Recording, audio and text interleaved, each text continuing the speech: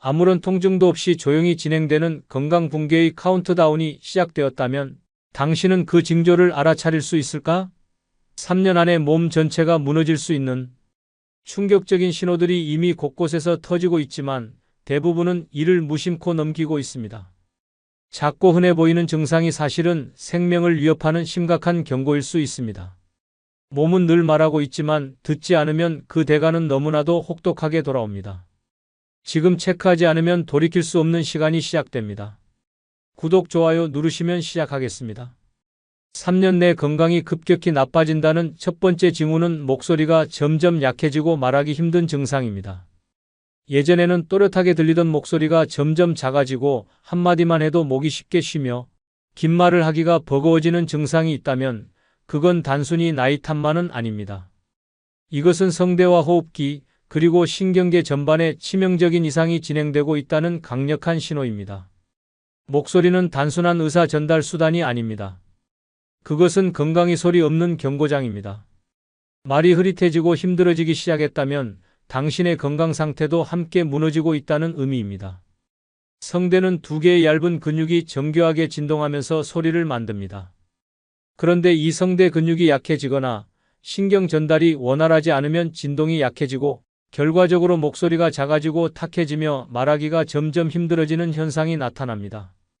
이것은 성대마비, 후두근육 위축, 파킨슨병, 뇌졸중, 근위축성 질환 등 중대한 질환의 초기 증상일 수 있습니다. 특히 나이가 들수록 성대의 유연성과 근력이 떨어지고 이로 인해 목소리가 갈라지거나 떨리며 말할 때 호흡이 짧아지는 증상이 잦아집니다. 이런 변화는 무시하면 무시할수록 말하는 능력뿐만 아니라 호흡 기능, 식사 기능까지 위협받는 치명적인 결과로 이어질 수 있습니다.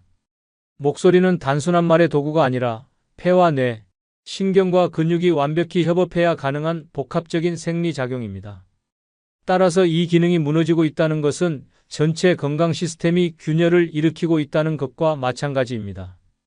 더욱 무서운 것은 목소리가 약해지는 것이 사람과의 소통 단절로 이어지면서 사회적 고립, 우울증, 자존감 저하까지 불러올 수 있다는 점입니다. 자신의 말을 반복해서 물어보는 상대에게 미안한 마음이 들고 점점 말수가 줄고 결국 침묵 속에 갇히는 고립의 시작점이 될 수 있습니다. 소통의 단절은 곧 정신 건강이 붕괴로 이어지며 노년기 건강 악화를 가속화하는 요소로 작용합니다. 이러한 변화가 느껴진다면 즉시 이비인후과 또는 신경과 진료를 받아야 하며 성대 상태를 점검하고 필요한 재활 운동이나 치료를 받아야 합니다. 또한 평소 목을 지나치게 쓰는 습관, 차가운 음료를 과하게 마시는 행동, 습도, 관리 부족 등도 피해야 합니다. 무엇보다 중요한 것은 목소리 변화에 민감하게 반응하고 그 증상을 방치하지 않는 것입니다. 방치된 목소리는 당신의 삶을 점점 조용한 외로움으로 밀어넣습니다. 충청북도 청주에 사는 74세의 이모 할머니는 과거 노래를 좋아해 가족 모임 때마다 마이크를 잡던 분이었습니다. 그런데 몇 년 전부터 이상하게 목소리가 잘 안 나오는 일이 잦아졌고 노래는커녕 전화통화도 힘들어졌습니다. 목이 자꾸 잠기고 말하려 해도 소리가 작아져 주변 사람들에게 귀가 안 좋은가? 란 말을 자주 듣게 되었습니다. 처음엔 나이 탓이지 뭐 하며 넘겼지만 어느 날 손녀가 할머니 오늘 왜 목소리가 슬퍼요? 라고 묻는 순간 할머니는 심각함을 깨닫고 병원을 찾았습니다. 진단 결과는 성대 노화와 폐기능 저하였습니다. 의사는 지금이라도 성대 근력 운동과 호흡, 재활을 병행하지 않으면 조만간 말도 숨도 점점 힘들어질 수 있습니다. 라고 말했습니다. 이후 할머니는 하루 2번 호흡근 강화 운동과 성대 스트레칭을 시작했습니다. 처음엔 종이불기 연습부터 시작했고 점점 길게 말하는 연습을 하면서 음성 재활에 힘썼습니다. 몇 달 뒤 손주가 할머니, 다시 텔레비전보다 할머니 목소리가 더 커졌어요. 라고 외쳤고 할머니는 이젠 나 다시 노래해도 되겠지? 라며 동네 노래교실을 다시 찾기 시작했습니다. 이처럼 목소리가 약해지고 말하기 힘들어지는 증상은 단순한 나이의 흔적이 아닙니다. 그것은 몸속 건강 시스템이 위협받고 있다는 명확한 증거입니다. 두 번째 징후는 손발이 자주 저리고 시리는 증상입니다. 아침에 일어났는데 손끝이 찌릿하고 저녁만 되면 발이 얼음처럼 시린 느낌이 든다면 그건 단순한 혈액순환 문제로 넘길 일이 아닙니다. 자주 저리고 시린 손발은 몸속 어디선가 치명적인 고장이 진행되고 있다는 명백한 신호입니다. 이런 증상을 방치할 경우 앞으로 3년 내에 당신의 건강 상태는 놀라울 정도로 빠르게 나빠질 수 있습니다. 손발 저림과 시림은 혈관이 좁아지거나 막히면서 발생하는 말초 순환 장애의 전형적인 증상입니다. 이는 단순한 말초 문제를 넘어서 당뇨병, 고혈압, 동맥경화, 심혈관 질환, 뇌졸중, 신경계 질환 등 중증 질환의 전조일 가능성이 매우 높습니다. 특히 노년기에 접어들수록 신경과 혈관이 약해지고 탄력을 잃기 때문에 손끝 발끝부터 서서히 기능이 무너지는 현상이 시작됩니다. 이러한 증상은 단지 불편하다의 문제가 아니라 혈액과 산소 공급이 제대로 이루어지지 않아 세포와 조직이 괴사하거나 기능을 잃기 시작했다는 생존 경고입니다. 혈관이 막히면 세포는 서서히 죽기 시작하고 신경이 압박되면 감각은 무뎌지고 점점 감각 저하, 운동 능력 저하, 일상 기능 마비까지 이어질 수 있습니다. 또한 손발이 시리고 저린 증상은 자율신경계 이상과도 깊은 관련이 있습니다. 자율신경이 무너지면 체온 조절, 땀 조절, 혈류 조절이 불가능해지며 이는 곧 몸 전체의 시스템이 무너지는 시작점이 됩니다. 겨울에도 아닌데 손발이 시리고 이불 속에서도 발끝이 따뜻해지지 않는다면 지금 이미 몸은 내부 붕괴의 경로를 달리고 있는 중일 수 있습니다. 특히 당뇨병 환자나 혈압 문제가 있는 사람은 손발 저림을 절대 무시해서는 안 됩니다. 신경이 손상되면 감각이 둔해져 작은 상처도 못 느끼고 방치하게 되며 결국 감염과 괴사, 심하면 절단 수술까지 이어질 수 있는 무서운 상황으로 발전합니다. 이는 영화 속 이야기가 아니라 병원 응급실에서 자주 벌어지는 현실입니다. 이러한 증상을 줄이기 위해선 먼저 정기적인 건강검진과 혈액순환 검사, 당 수치 확인, 혈관 상태 점검이 필수입니다. 또한 생활 속에서는 손발 스트레칭, 규칙적인 운동, 손목 보호, 혈액순환을 돕는 식단, 스트레스 조절 등이 중요합니다. 무심코 넘긴 찌릿함이 결국 병원을 자주 드나드는 고통이 되지 않도록 지금부터라도 관리가 필요합니다. 광주에 사는 70세의 정모 할아버지는 평소 손발이 조금 저린 걸 대수롭지 않게 생각하며 지내왔습니다. 나이 들면 다 그런 거지 뭐 하며 겨울철에도 얇은 장갑을 끼고 양말도 헐렁한 걸 신곤 했습니다. 그런데 어느 날부터는 걸을 때마다 발바닥이 얼음판을 걷는 듯 아프고 잠들기 전 손가락이 찌릿찌릿하게 아파왔습니다. 처음엔 나아지겠지 하고 넘겼지만 증상이 점점 심해지자 결국 병원에 갔고 의사는 말초신경병증 초기화 혈관 협착 증상이라고 진단했습니다. 지금부터라도 관리를 안 하면 발끝부터 썩기 시작해요 라는 말을 듣고 충격을 받은 할아버지는 즉시 생활 습관을 바꾸기 시작했습니다. 그날 이후 정할아버지는 아침마다 발가락 스트레칭과 손목 회전 운동을 하며 몇 끼마다 견과류, 생선, 올리브유 등 혈관에 좋은 식단으로 바꾸었습니다. 매일 30분 걷기를 시작하면서도 장갑과 두꺼운 양말로 손발을 철저히 보호했습니다. 그리고 얼마 후 이제는 손주랑 딱지치기도 다시 할 수 있겠어라며 활짝 웃으며 자랑했습니다. 이처럼 손발이 자주 저리고 시리는 증상은 단순한 말초 증상이 아닙니다. 그것은 건강 전체가 무너질 수 있는 첫 번째 조짐입니다. 그 작은 징후를 방치하는 순간 3년 안에 당신의 건강은 눈에 띄게 나빠질 수 있습니다. 지금부터라도 내 몸의 가장 끝, 손끝과 발끝에서 들려오는 소리를 무시하지 마시기 바랍니다. 그 찌릿함이 당신에게 보내는 생명 경고음일 수 있습니다. 세 번째 징후는 눈밑이 붓거나 다크서클이 심해지는 증상입니다. 거울을 볼 때마다 눈밑이 푸석하고 어둡게 가라앉은 모습을 보면서 어제 잠을 덜 잤나? 정도로 넘기고 있다면 지금 당신은 건강 붕괴의 신호를 가볍게 무시하고 있는 것입니다. 눈밑이 자주 붓고 다크서클이 짙어지는 증상은 단순한 피로나 수면 부족만의 문제가 아닙니다. 이는 몸속 장기 기능이 위험 수준까지 떨어졌다는 조용한 경고일 수 있습니다. 눈밑은 피부층이 얇고 혈관이 몰려 있어 몸의 변화가 가장 먼저 드러나는 민감한 부위입니다. 특히 신장과 간, 심장 기능이 저하되면 체내 노폐물과 수분 배출이 원활하지 않으면서 눈밑이 붓고 검푸르게 변하는 현상이 자주 나타납니다. 신장은 체내 수분 균형을 조절하는 역할을 합니다. 이 기능이 떨어지면 얼굴 특히 눈 밑에 물집처럼 부풀어 오르는 붓기 현상이 반복되며 이는 만성 신부전, 단백뇨, 고혈압성 신장 손상의 초기 증상일 수 있습니다. 다크서클이 심해지는 또 다른 주요 원인은 간 기능 저하입니다.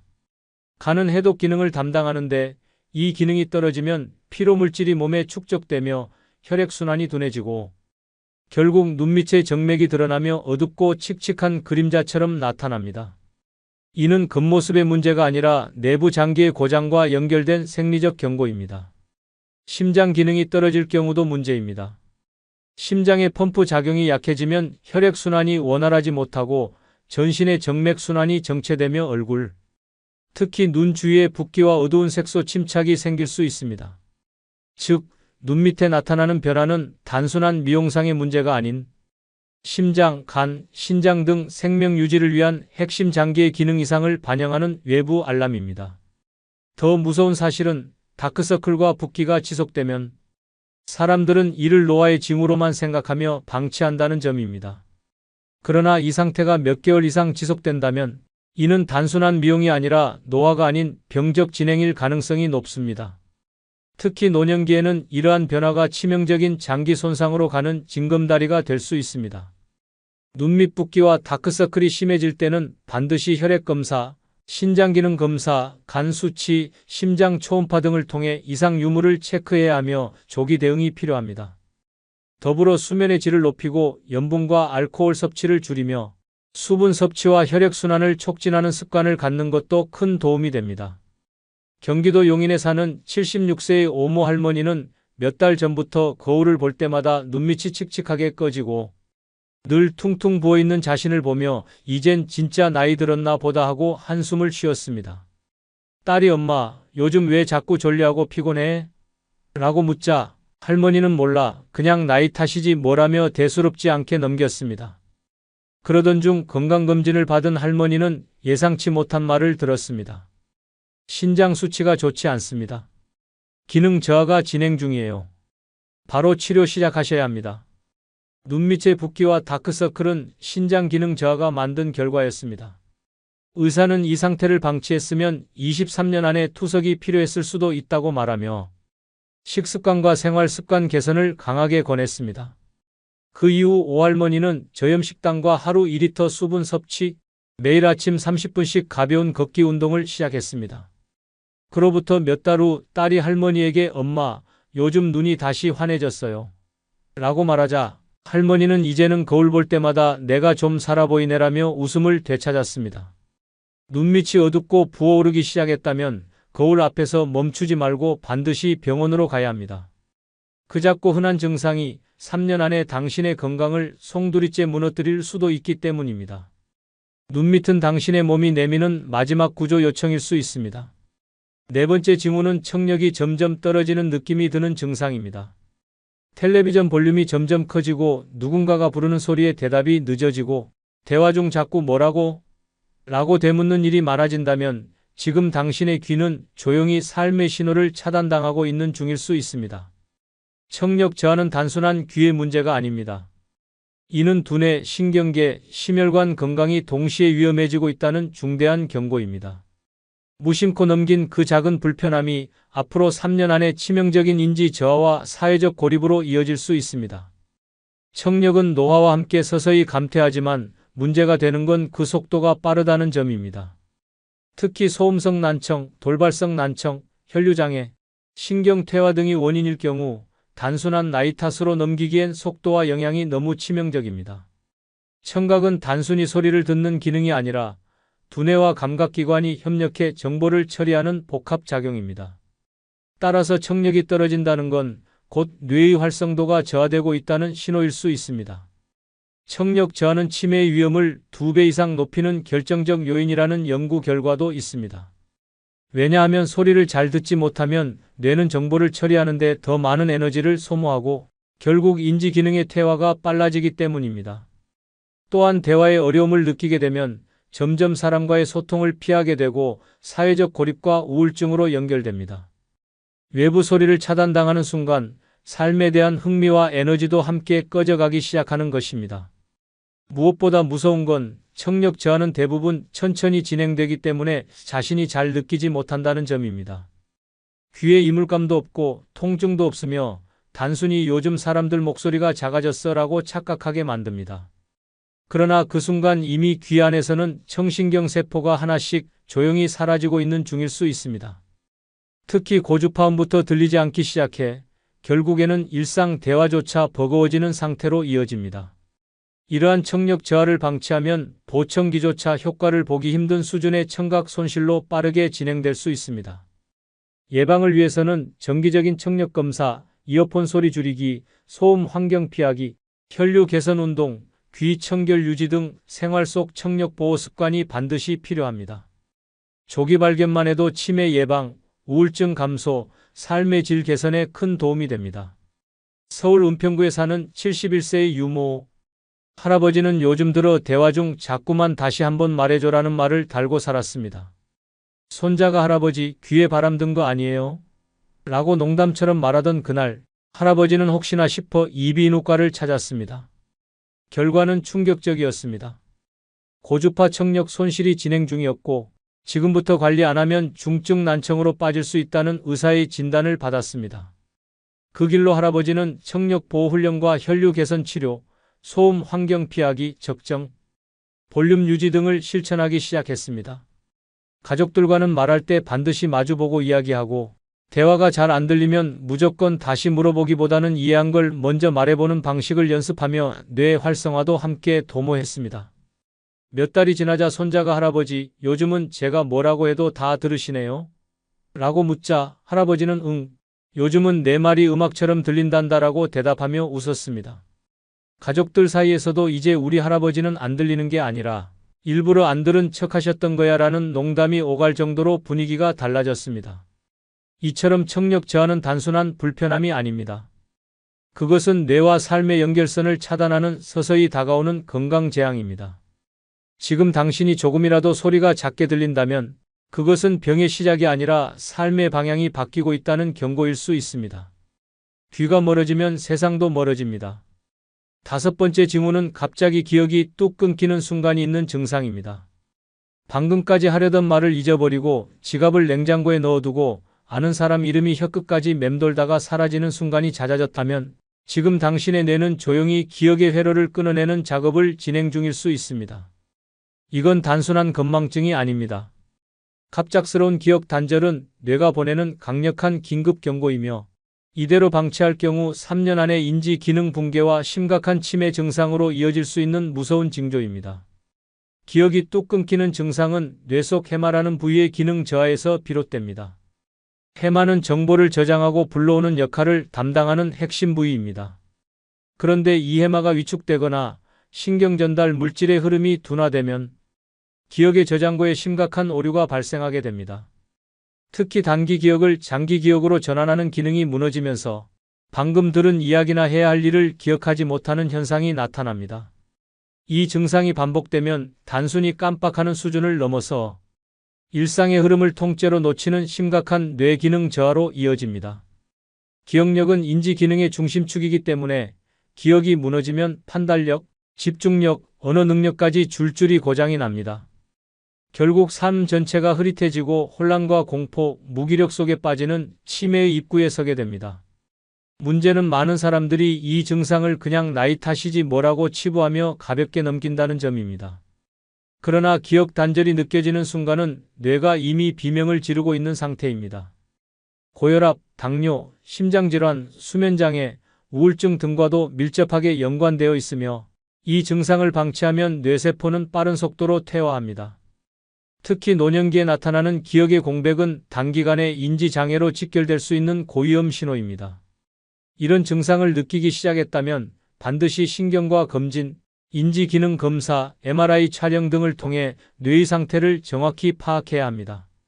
조기 진단이 이루어지면 약물 치료와 인지훈련, 식습관 개선을 통해 충분히 진행을 늦출 수 있습니다. 또한 기억력을 유지하기 위한 책 읽기, 글쓰기, 수다 떨기, 걷기 운동, 오메가-3호 항산화, 식품 섭취 등의 뇌자극 습관도 매우 중요합니다. 경상남도 진주에 사는 73세의 조모 할아버지는 원래 말도 많고 기억력도 좋아 동네 뉴스 앵커라는 별명이 붙었던 분입니다. 그런데 최근 들어 말을 하다 말고 내가 무슨 얘기하려고 했더라 하며 멈추는 일이 부쩍 늘었습니다. 하루는 안경을 찾아 방을 뒤졌는데 결국 찾은 곳은 냉장고 안. 손자가 할아버지 이거 유행인가요? 하고 장난을 치자 그제야 뭔가 심상치 않음을 느꼈습니다. 딸의 권유로 병원을 찾았고 인지 검사 결과 경도인지장애 초기 진단을 받았습니다. 의사는 지금부터 관리하면 치매로 진행되지 않을 수 있습니다라며 운동, 식단 개선, 뇌자극 훈련을 처방했습니다. 그날 이후 조 할아버지는 매일 동네 도서관에서 책을 읽고 일기를 쓰고 매주 한 번씩 손자와 퀴즈 대결을 하며 기억력을 단련하기 시작했습니다. 몇 달이 지나고 손자가 할아버지, 요즘은 제가 졌어요. 기억력 대왕은 역시 할아버지네요 라고 말하자 할아버지는 이 할애비가 다시 돌아왔다 며 환하게 웃었습니다. 그 표정엔 기억을 되찾은 자의 확신과 희망이 담겨 있었습니다. 이처럼 갑작스러운 기억 단절은 단순한 건망증이 아닙니다. 그것은 뇌가 곧 다칠지도 모른다는 경고입니다. 지금은 잊은 줄 모르고 살 수 있지만 언젠가는 자신조차도 기억하지 못하는 사람이 될 수 있는 문턱일 수 있습니다. 기억은 삶의 기록이자 존재의 증명입니다. 그 기억이 끊기는 순간 삶은 조각처럼 부서지기 시작합니다. 오늘의 작은 깜빡임이 내일의 잊혀짐으로 이어지지 않도록 지금 바로 뇌에게 관심을 가져야 합니다. 기억을 지키는 것이 인생을 지키는 것입니다. 끝으로 여러분께 한 가지 부탁이 있습니다. 영상 중간중간 화면 아래에 소개되거나 영상 설명란에 있는 제품을 누르시면 쿠팡으로 연결됩니다. 이렇게 쿠팡으로 연결된 후 아무 물건을 사셔도 제 채널에 약간의 수익이 발생하오니 앞으로 쿠팡에서 물건을 구입할 경우 이런 식으로 구입해 주셔서 본 채널에 간접 후원해 주시면 대단히 감사하겠습니다. 그럼 내일 아침 7시에 더 좋은 영상으로 찾아뵙겠습니다. 감사합니다. 아침에 눈을 떴는데 말 한마디 할 사람이 없더라고. 카톡 알림은 울리지 않고 전화는 광고뿐이야. 오늘 하루 누구 얼굴도 못 봤어. 그냥 TV만 켜놨어. 외로움은 죽음을 부르지 않습니다. 하지만 삶을 천천히 무너뜨립니다. 웃음이 사라지고 말수가 줄고 눈빛이 흐려지고 어느새 자신을 놓아버리게 됩니다. 그 끔찍한 늪에서 빠져나오려면 반드시 행동이 필요합니다. 지금 소개한 뜻밖의 5가지 방법은 단순한 팁이 아닙니다. 살아있는 사람으로 다시 서기 위한 생존 전략입니다. 지금 당장 하나만 실천해 보세요. 당신의 하루는 물론 남은 인생 전체가 달라질 수 있습니다. 아직 늦지 않았습니다. 지금이 바로 다시 살아갈 순간입니다. 구독, 좋아요 누르시면 시작하겠습니다. 노년의 외로움을 없애는 뜻밖의 방법 중 첫 번째는 무조건 나를 위해 돈을 쓰는 것입니다. 주저하면 안 됩니다. 노년의 외로움을 없애는 뜻밖의 방법 중 하나는 무조건 나를 위해 돈을 쓰는 것입니다. 주저하면 안 됩니다. 많은 분들이 노년에 들어서면 돈을 아껴야 한다는 생각에 사로잡혀 살아갑니다. 혹시 모를 병원비, 자식들 걱정, 갑작스러운 상황들을 대비해야 한다는 불안감이 그 이유입니다. 그래서 스스로를 위한 작은 사치조차 망설이고 결국 마음이 점점 움츠러듭니다. 하지만 생각해보면 지금 이 순간 나를 위해 쓰지 못한 돈이 외로움을 더 키우고 있는지도 모릅니다. 돈은 단순히 쌓아두는 것이 아니라 써야 의미가 생깁니다. 특히 나를 위해 쓰는 돈은 삶의 온도를 높여주는 힘이 있습니다. 외로움은 마음이 텅 빈 상태에서 시작됩니다. 그 빈자리를 누군가가 채워주기만을 기다리다 보면 어느새 시간은 흘러가고 나는 점점 더 멀어지는 기분을 느끼게 됩니다. 하지만 나를 위한 소비는 외로움과의 거리를 줄이는 가장 따뜻한 방법입니다. 작은 소비 하나로도 마음은 금세 환해집니다. 예쁜 스카프 하나, 고운 머리핀 하나, 따뜻한 국밥 한 그릇이 나를 향한 위로가 될 수 있습니다. 돈을 쓰는 일은 단순한 소비가 아니라 나를 존중하는 마음의 표현입니다. 외롭다는 감정은 결국 내가 소중하다는 감각을 잃어버렸을 때 찾아옵니다. 그래서 누군가에게 기대기 전에 먼저 내가 나를 위해 해줄 수 있는 것을 해보는 것이 중요합니다. 나를 아끼는 그 마음이 얼굴빛을 바꾸고 말투를 바꾸고 결국 주변 사람들과의 관계까지 바꿔놓습니다. 나를 위해 쓴 돈이 누군가와의 새로운 만남을 열어주는 열쇠가 될 수도 있습니다. 실제로 한 할머니의 이야기가 있습니다. 76세의 이 할머니는 남편을 먼저 보내고 혼자 살고 계셨습니다. 평소에는 텔레비전과 라디오만 벗삼아 조용히 지내셨습니다. 자식들은 다 출가하고 연락도 가끔 오는 정도였고 평소에는 돈을 거의 쓰지 않고 하루 두 끼만 먹는 소박한 생활을 하셨습니다. 그렇게 몇 해가 지나자 마음속에 말로 설명하기 어려운 외로움이 점점 커졌다고 합니다. 웃을 일도 말할 일도 나를 꾸며볼 일도 없는 날들이 이어지면서 하루하루가 뿌연 안개 속 같았다고 합니다. 그러던 어느 날 우연히 동네 카페 앞에 걸려있는 실버 네일 체험 포스터를 보게 되었습니다. 1만 원이면 손톱을 예쁘게 다듬어주고 색도 입혀주는 행사였습니다. 망설이다가 이 나이에 무슨 네일이냐는 마음과 나도 한 번쯤은 예뻐지고 싶다는 마음이 싸우다가 결국 조심스레 문을 열고 들어가셨습니다. 그리고 그날 손톱의 연한 분홍색이 칠해지고 손등에 로션이 발려질 때 처음으로 내 손이 이렇게 고왔던가 하고 웃음이 나왔다고 합니다. 그날 이후 할머니는 마트에 갈 때도 립스틱을 살짝 바르고 스스로를 위해 카페에서 커피 한 잔을 사 마시는 일도 시작하셨습니다. 이제는 근처 문화센터에도 등록해 그림을 배우고 계시며 작게나마 매달 30만 원은 무조건 나를 위한 소비로 정해두셨다고 합니다. 가장 놀라운 변화는 마음이 달라졌다는 점입니다. 예전에는 아무 이유 없이 울컥했던 감정들이 이제는 설렘으로 바뀌었다고 하셨습니다. 그리고 이렇게 말씀하셨습니다. 내가 나를 귀하게 여기니 외로움이 감히 다가오지 못하더라고요. 나를 위해 돈을 쓰는 것은 단순한 소비가 아닙니다. 그것은 삶의 온기를 불어넣는 행위이며 나를 다시 사랑하는 선언입니다. 외로운 마음이 들 때 가장 먼저 내 마음을 위해 지갑을 열어보시길 권합니다. 당신은 그 누구보다 소중한 존재입니다.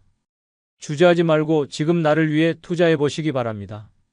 그 순간부터 외로움은 서서히 물러나기 시작합니다. 노년의 외로움을 없애는 뜻밖의 방법 중 두 번째는 무조건 새로운 것을 배우세요. 그럼 뇌와 마음에 생기를 줍니다. 노년의 외로움을 없애는 뜻밖의 방법 중 하나는 무조건 새로운 것을 배우는 것입니다. 그럼 뇌와 마음에 생기가 생깁니다. 사람은 나이가 들어도 끊임없이 배우는 존재입니다. 하지만 많은 분들이 어느 순간부터 이 나이에 뭘 새로 배워라고 말하며 배우는 일을 멈춥니다. 그 순간부터 외로움은 조금씩 마음을 파고들기 시작합니다. 아무도 나에게 기대하지 않는 듯한 느낌, 세상과 단절된 것 같은 외로움은 배움을 멈췄을 때 가장 깊어집니다. 새로운 것을 배운다는 것은 단지 지식을 얻는 것이 아닙니다. 내가 세상과 여전히 연결되어 있다는 감각을 되찾는 일입니다. 작은 호기심 하나로 시작된 배움이 일상의 활력을 불어넣고 뇌를 자극해 건강에도 긍정적인 영향을 줍니다. 무엇보다 나 자신에게 나는 아직 성장하고 있다는 메시지를 보내주는 행위입니다. 이 메시지가 외로움을 밀어내고 마음 한켠의 허전함을 조금씩 덜어냅니다. 배움은 결코 거창할 필요가 없습니다. 스마트폰의 새로운 기능 하나를 익히는 것도 훌륭한 시작입니다. 작은 그림을 그려보는 것도 좋습니다. 음악을 들으며 따라 부르는 연습도, 손글씨를 천천히 써보는 것도 모두 배움입니다. 중요한 건 내가 그 과정에서 즐거움을 느끼고 있다는 점입니다. 누가 잘하고 못하고는 중요하지 않습니다. 배우는 과정 자체가 삶을 향한 의지를 보여주는 가장 따뜻한 표현입니다. 배움을 통해 자연스럽게 사람도 만나게 됩니다. 같은 취미를 공유하는 사람들, 같은 수업에 참여하는 이웃들과 눈을 마주치고 이야기를 나누다 보면 외로움은 어느새 그 자리를 내어줍니다. 새로운 사람들과의 대화는 생각의 틀을 넓혀주고 고립된 마음에 바람이 통하게 만듭니다. 나를 위해 그리고 나의 외로움을 덜어내기 위해 지금 이 순간 배우는 것을 시작해야 합니다. 실제로 한 할아버지의 이야기가 있습니다. 74세의 이 할아버지는 평생 기술자로 일하시다가 은퇴 후 갑작스레 시간이 너무 많아졌다고 합니다. 처음 몇 달은 텔레비전만 보고 지내셨고 누워서 하루를 보내는 일이 많아졌다고 합니다.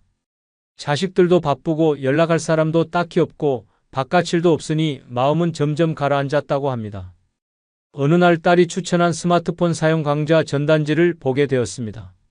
처음엔 귀찮고 부끄러워서 거절하셨지만 딸의 끈질긴 권유에 마지못해 문화센터에 가게 되었습니다. 그 첫날 화면을 터치하는 것조차 서툴러 창피했지만 옆에 앉은 또래 어르신이 처음엔 다 그래요. 저도 어제 가입했어요 라며 따뜻하게 웃어주셨습니다. 그 말을 듣고 마음이 조금 풀렸고 그날 수업이 끝나고 집에 와서 처음으로 카톡을 보내는데 성공하셨습니다. 메시지는 단 한 줄, 나 오늘 배웠다. 라는 말이었습니다. 그날 이후 할아버지는 일주일에 3번은 문화센터에 가게 되었고 스마트폰 강좌 외에도 사진 편집 수업, 유튜브 시청 방법까지 차근차근 배워가셨습니다. 그리고 어느 날 손주에게 직접 만든 사진카드를 카카오톡으로 보내셨다고 합니다.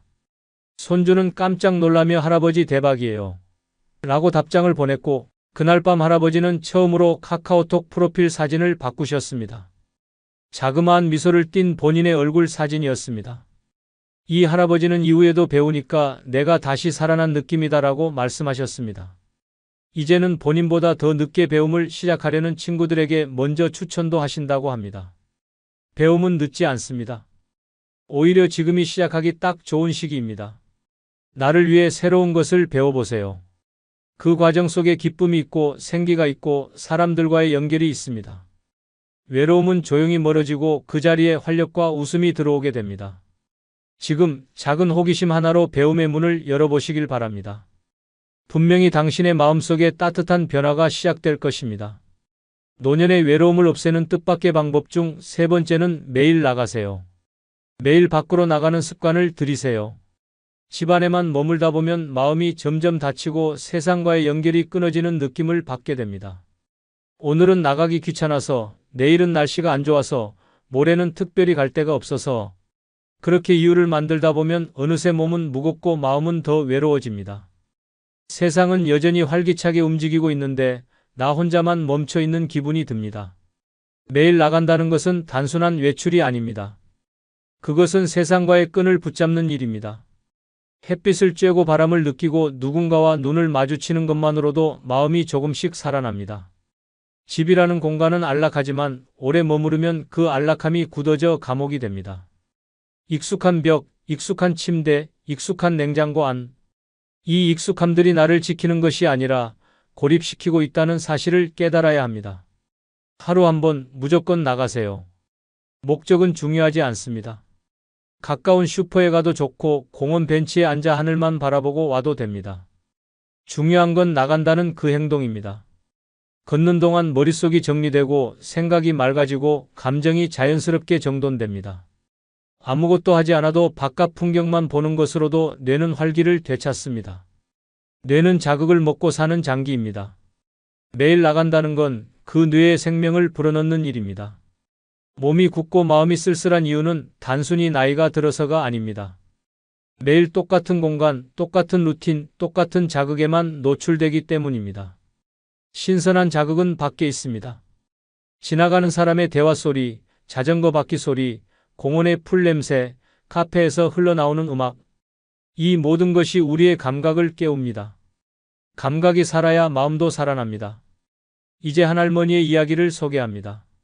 75세인 이 할머니는 남편과 사별한 후 2년 가까이 집 안에서만 지냈습니다.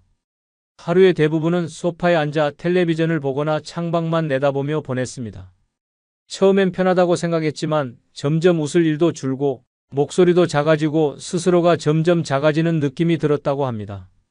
하루는 병원에 갔다가 의사에게 이런 말을 들었습니다. 할머니, 약도 좋지만 하루에 30분씩만 밖에 나가보세요. 햇빛이 최고의 약입니다. 그 말에 조금 자극을 받은 할머니는 다음 날부터 정말로 매일 나가기 시작했습니다.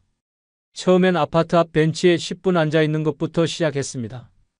그러다 조금씩 동네 마트를 들르고 꽃집 앞에 멈춰서 꽃을 구경하고 어느 날은 구청에서 하는 걷기 동호회 전단지를 보게 되었습니다. 궁금해서 한번 가봤고 거기서 만난 사람들과 함께 동네 둘레길을 걷기 시작했습니다. 걷는 시간은 20분도 안 됐지만 그 20분이 하루 종일 마음을 따뜻하게 해줬다고 합니다. 어느 날은 그런 적도 있었습니다. 걷다가 동네 카페에서 커피를 한 잔 마셨는데 직원이 오늘 립스틱 색깔 예쁘세요라고 말해주었다고 합니다. 그날 이후 할머니는 외출할 때마다 립스틱을 바르게 되었고 손에 작은 손거울을 꼭 들고 다니기 시작했습니다. 내가 살아있구나, 나 아직 괜찮구나 하는 마음이 들었다고 합니다. 이제는 매일 아침이면 운동화부터 신습니다. 특별한 목적이 없어도 나간다고 합니다. 하늘을 보기 위해서, 햇빛을 받기 위해서, 바람을 느끼기 위해서. 그리고 이렇게 말씀하셨습니다. 밖에만 나가면 이상하게 마음이 덜 외로워요. 돌아오면 괜히 기분이 좋아져요. 노년의 외로움을 없애는 뜻밖의 방법 중 네 번째는 돈이 아닌 시간의 가치를 둔 소비를 하는 방법입니다. 노년의 외로움을 없애는 뜻밖의 방법 중 하나는 돈이 아닌 시간의 가치를 둔 소비를 하는 것입니다. 많은 분들이 돈은 아껴야 한다고 말하면서 정작 시간은 아무렇지 않게 흘려보냅니다. 그러나 돈은 잃어도 다시 벌 수 있지만 시간은 한번 지나가면 다시는 돌아오지 않습니다. 지금 이 순간 가장 소중한 자산은 통장의 잔고가 아니라 내가 살아 숨쉬고 있는 오늘입니다. 노년은 하루하루가 더욱 소중한 시간입니다. 오늘 하루를 어떤 기분으로 보냈는가, 누구와 어떤 대화를 나눴는가, 무엇을 하며 웃었는가가 삶의 질을 결정합니다. 그런데 우리는 아직도 이건 비싸니까 다음에 사야지, 이 나이에 뭘 해, 그 돈이면 그냥 집에서 조용히 있어야지라고 말하며 스스로의 시간을 가두고 있습니다. 그렇게 전략한 돈은 통장에 남지만 전략한 시간은 내 삶 어디에도 남지 않습니다. 돈보다 중요한 건 지금 내 곁에 있는 사람과 경험입니다. 잠시라도 마음이 따뜻해지는 시간, 누군가와 함께 웃는 시간, 혼자더라도 내가 온전히 나로서 존재하는 시간. 그 시간들을 만들어주는 것이 진짜 가치 있는 소비입니다. 값비싼 물건이 아니어도 좋습니다. 오래 기억에 남을 경험이 내 삶에 남는 것입니다. 혼자 가는 카페에서 마시는 커피 한 잔, 낯선 거리에서의 짧은 산책, 문화센터에서 배우는 새로운 기술, 이런 것들이 바로 시간의 가치를 둔 소비입니다. 이런 소비는 결국 나를 살아있게 만듭니다. 물건은 언젠가 낡고 사라지지만 경험은 추억이 되어 마음속에 남습니다. 외로움은 마음의 텅 빈 공간에서 자라납니다. 그 공간을 채워주는 것은 화려한 소비가 아니라 내 시간을 풍요롭게 만들어주는 순간들입니다. 시간을 풍성하게 채운 하루는 외로움이 비집고 들어올 틈을 만들지 않습니다. 실제로 한 할아버지의 사례가 있습니다. 이 할아버지는 평생을 전략하며 살아오신 분입니다. 커피 한 잔도 밖에서 사 먹는 게 아깝다고 느꼈고 외식은 사치라고 생각했습니다. 은퇴 후에도 비슷한 생활이 이어졌습니다. 저렴한 도시락으로 끼니를 때우고 텔레비전으로 하루를 보내고 특별한 날에도 괜히 돈 쓰지 말자는 마음으로 아무것도 하지 않았습니다. 하지만 그렇게 몇 년을 보내자 마음 한구석이 점점 쓸쓸해졌습니다. 돈은 남았지만 웃음은 줄어들었습니다. 그러던 어느 날 우연히 동네 문화센터에서 열리는 추억의 영화 상영의 소식을 듣게 되었습니다. 입장료는 단돈 2,000원이었고 커피 한 잔이 제공된다고 되어 있었습니다. 처음엔 괜히 돈 쓰지 말자는 마음이 먼저 들었지만 문득 한 번쯤은 괜찮지 않을까 하는 생각에 용기를 냈습니다. 그렇게 상영에 참여한 날 그는 1970년대에 봤던 흑백 영화를 다시 마주하게 되었습니다. 영화가 시작하자 잊고 있던 감정들이 하나둘 피어올랐고 그 시절의 설렘과 웃음이 가슴을 채워줬습니다. 영화가 끝난 뒤 옆자리에 앉은 어르신과 자연스럽게 대화를 나누게 되었고 두 분은 다음 영화 상영도 함께 보기로 약속했습니다. 이후 할아버지는 매달 2번 그 상영회에 나가며 같은 연령대의 친구들과 정기적으로 만남을 갖게 되었습니다. 그리고 이렇게 말씀하셨습니다. 그 2,000원이 내 마음을 살렸어요. 돈을 썼는데 시간이 더 소중해졌어요.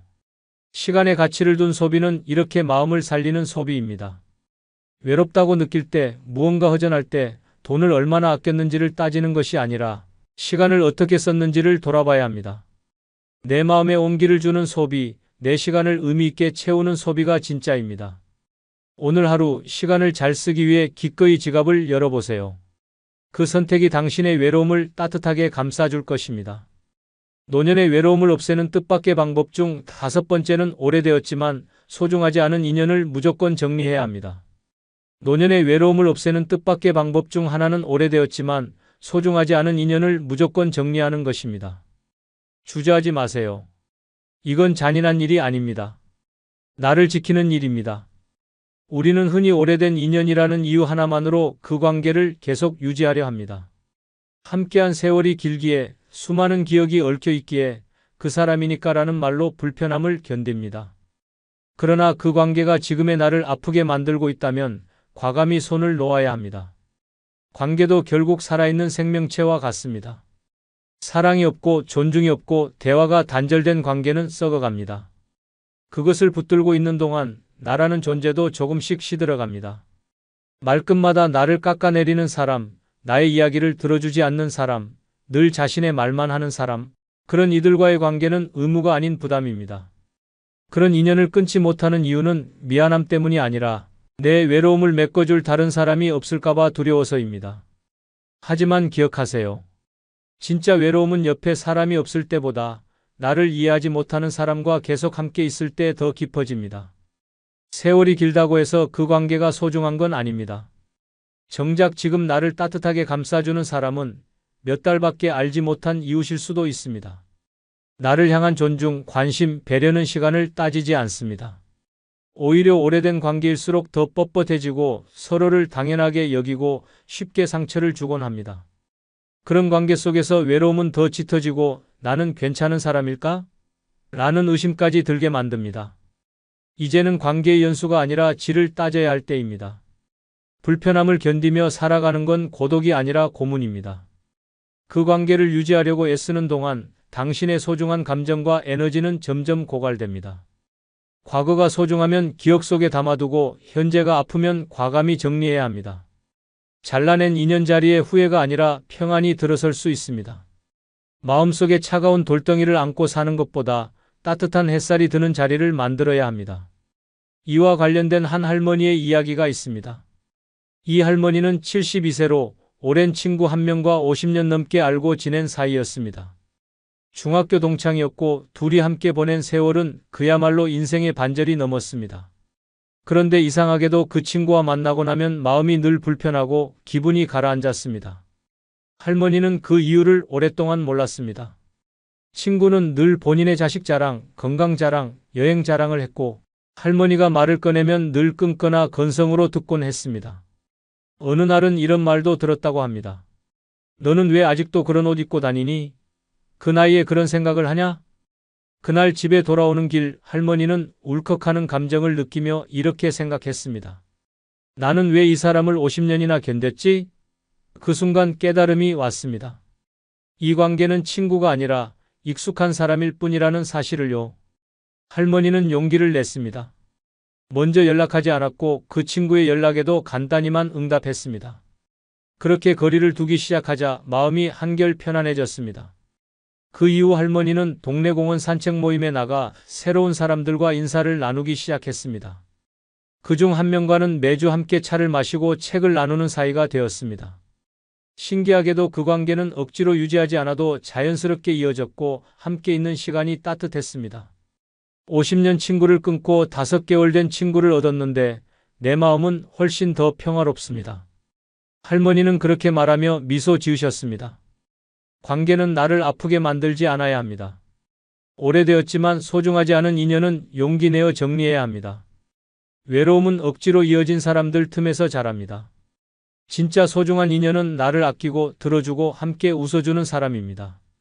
지금 당신 곁의 사람을 다시 한번 돌아보세요.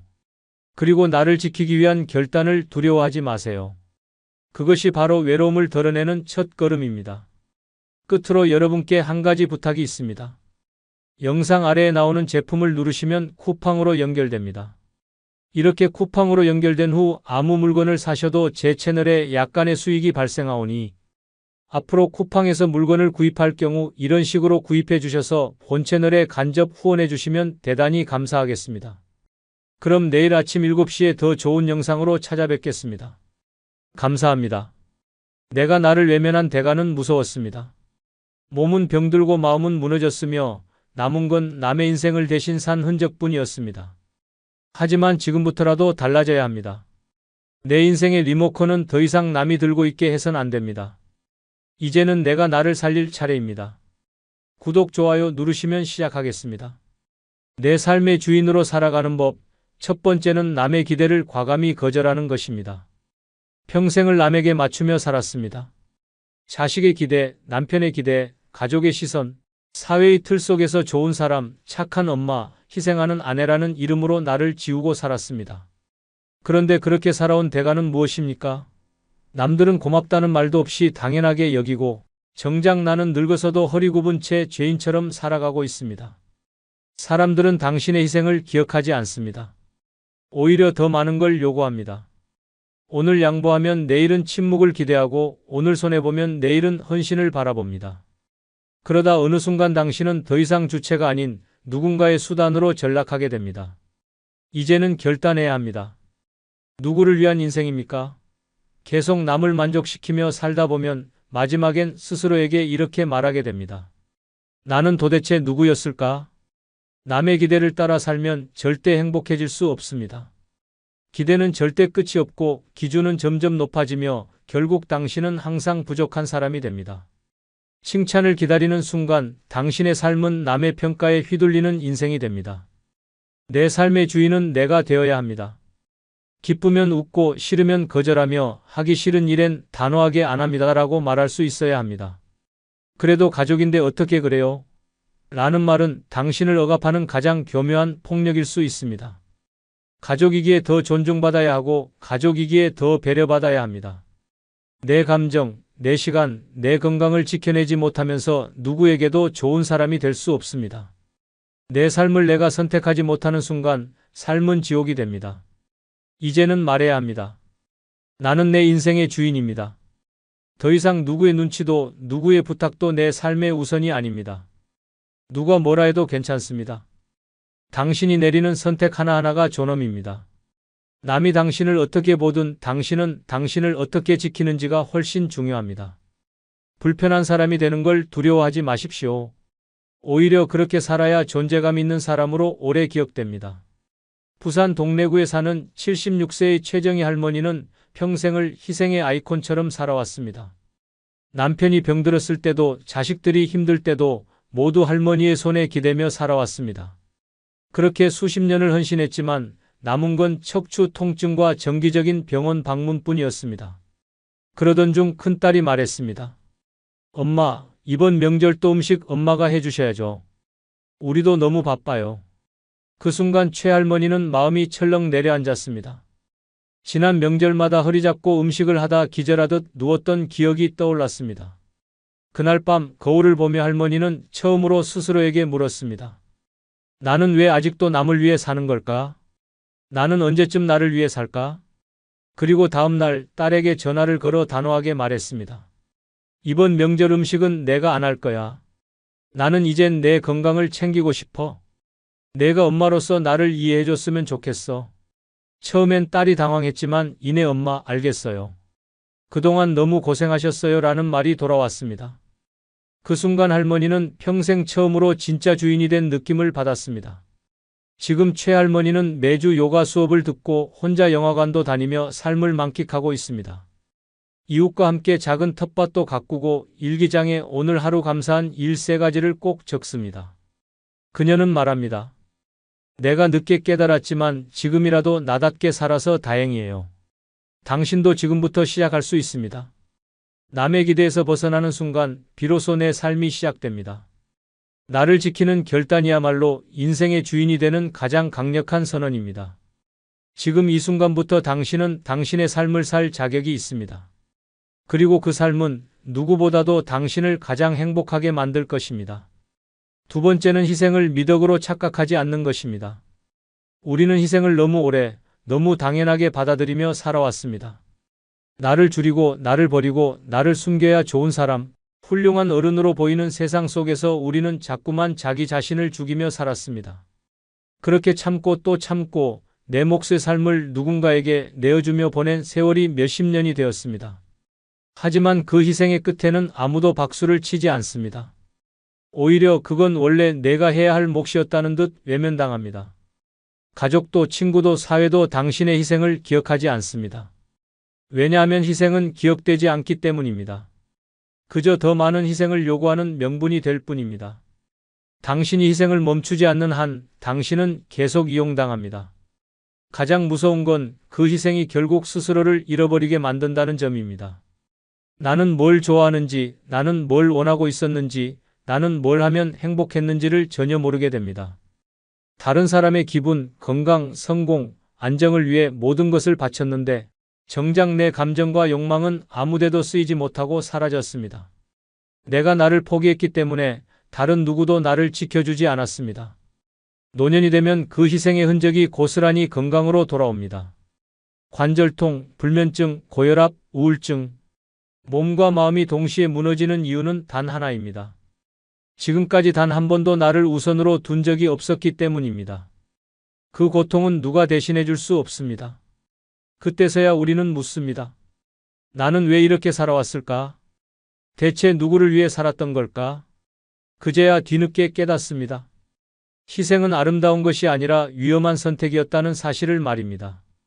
나를 아끼고 나를 지키는 것이야말로 진짜 존엄이고 진짜 삶이라는 것을 너무 늦게서야 알아차립니다. 희생은 누군가의 요구로 강요되어선 안 됩니다. 나 스스로의 판단과 의지로 해야 하며 그것이 반복된다면 반드시 멈추어야 합니다. 당신의 몸과 마음은 그 무엇보다 소중하기 때문입니다. 충남 아산시에 사는 73세의 서인숙 할머니는 결혼 후 단 한 번도 자기 옷을 사본 적이 없었습니다. 자식들 교복 사주고 남편 양복 맞춰주고 생활비에 보태느라 늘 남이 입던 옷을 물려받거나 시장에서 헐값에 산 옷만 입었습니다. 남편이 세상을 떠나고 자식들도 모두 출가한 뒤 할머니는 처음으로 백화점에 발을 들였습니다. 그런데 매장 직원이 다가와 어머님, 어떤 스타일 찾으세요? 라고 묻자 갑자기 눈물이 터졌습니다. 나는 뭘 좋아하는지, 무슨 색을 입으면 잘 어울리는지, 어떤 옷을 입으면 기분이 좋은지조차 몰랐기 때문입니다. 그 자리에서 아무 말도 못하고 돌아선 후 집에 와서 할머니는 처음으로 거울 앞에 앉아 자신을 바라보았습니다. 그리고 말했습니다. 나는 왜 지금까지 나를 이렇게 무시하고 살았을까? 그날 이후 서할머니는 하루에 하나씩 자신을 위한 일을 하기 시작했습니다. 꽃을 사서 방에 꽂고 좋아하는 음악을 틀고 아침마다 립스틱을 바르고 동네를 걸었습니다. 작은 행동 하나하나가 쌓이면서 웃는 날이 늘어났고 병원에 다니는 횟수는 줄었습니다. 지금은 동네 커뮤니티 센터에서 내 삶의 주인 되기 강좌도 듣고 자식들에게 당당하게 말합니다. 이젠 엄마가 엄마를 먼저 챙긴다. 서할머니는 말합니다. 이젠 내가 나한테 제일 미안해. 근데 동시에 내가 제일 자랑스러워. 친구들이 부럽다고 말하면 그녀는 웃으며 말합니다. 부러우면 지금부터라도 너도 너를 좀 챙겨봐. 삶의 주인이 된다는 건 거창한 일이 아닙니다.